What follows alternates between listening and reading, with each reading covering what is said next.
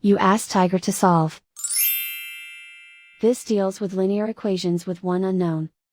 The final result is x equals 4/7. Let's solve it step by step. Simplify the expression. Expand the parentheses.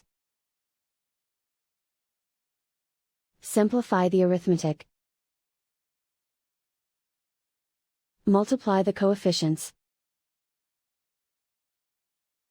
Expand the parentheses. Group like terms.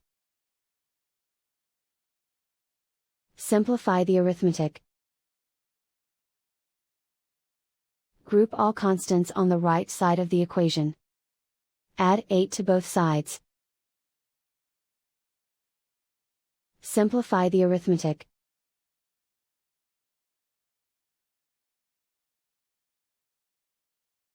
Isolate the x. Divide both sides by 14. Simplify the fraction. Find the greatest common factor of the numerator and denominator. Factor out and cancel the greatest common factor.